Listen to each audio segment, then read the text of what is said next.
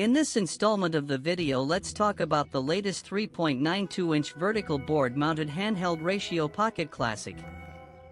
In fact, I've always wanted to do an issue with the Classic with the same screen of the DMG vertical board machine compared to the Analog Pocket, the $2000 price of the top Game Boy screen comparison. The RP Classic, which has the same screen and a lower price, was released. The Classic is the same as the Analog Pocket, with the ultimate joystick-less design.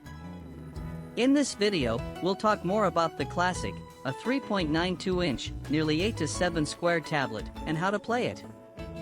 We will talk about the difference between the display of the Analog Pocket and the Game Boy, which is a native 10x point-to-point hard drive, and experience the joystick-less digital machine in the way of operation. What kind of games can be played on the Analog Pocket without joysticks? As well as testing the performance of the Analog Pocket's new superiority over handhelds. The performance of the second-generation Snapdragon G1 chip. After watching this video, I'm sure you'll find the answer. The screen is a 3.92-inch 1240 by 1080 31:27 AMOLED screen. Nearly 8:7 ratio. Running native Game Boy games. Equal scaling will suck in black edges on both sides. Screen brightness is 500 nits. Viewing angles are fine. Testing the Classic screen spread. Brightness pulled from 100% to 0%.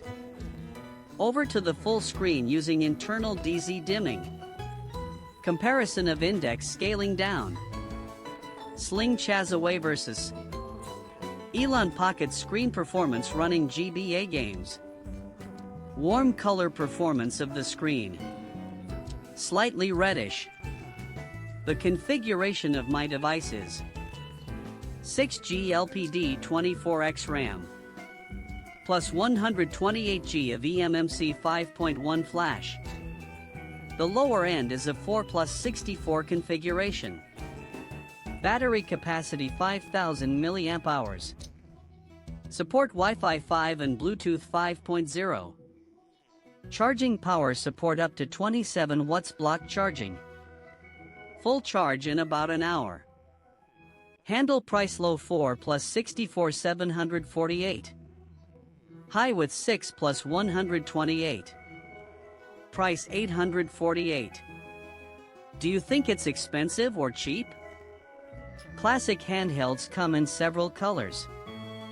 A brief opening of the box. A handheld instruction card. Comes with a CDH charging head. Nothing else. Let's take a look at the handheld part.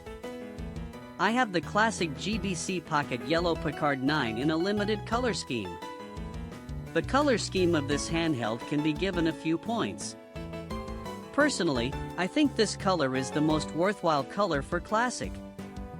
The overall design and color scheme is very similar to the original, including the speaker position, button color scheme, the logo on the back. The texture of the plastic of the whole case is very much reproduced, and the border of this color scheme is black. This is the key point. I'll talk more about the screen later.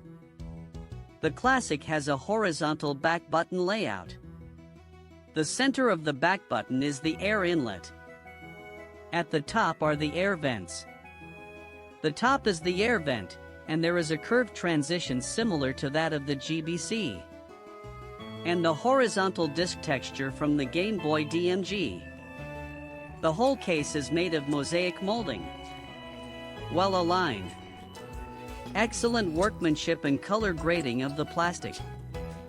TF card slots on the bottom. No ports on the bottom. On the side, there is a light button and a power button. Let's talk about this 32:27 1240x10800 OLED screen. Since the Game Boy's native resolution is 160 x 144, playing GB with the GBC set to maximum cosmetic scaling. You can achieve about 84% screen-to-body ratio. Setting maximum isometric scaling. Can eat up the full width of the screen. Achieve 96% screen-to-body ratio. There's a very thin black border on both sides. So that's why I chose the black bezel. That's why I chose the black border. If you don't want to use the mask. OLED screen black area. The black area of the OLED screen itself does not stimulate the brightness. You can let the bezel form a natural black mask. Doesn't ruin the unity of the screen display. Play 4:3 maximum isometric scaling. Can do 3.7 times the effective area. Play GBA open 5 times ... Can achieve 3.4-inch equivalent. Playing 16 to 9 PSP games. Can also be roughly equivalent to 3.4 inches.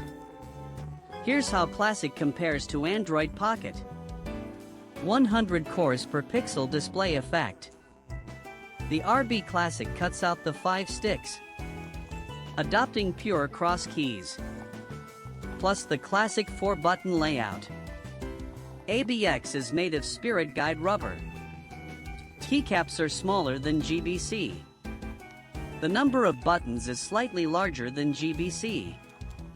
DMG is about the same softness as GBC. Softer than GB. Cross keys are overloaded. Addition of rubber feel. Keystroke is not long. Easy to press. Softer feel than GB and GBC. DMG is actually a Spirit Guide gel. The softest feel. Dual S buttons and top menu button are micro-activated. Very hard to the touch. The backside is the Classic hundreds of open circular machine horizontal rows gradual layout. The Assassin keys are not flimsy and are more stable. All are micro-action keys.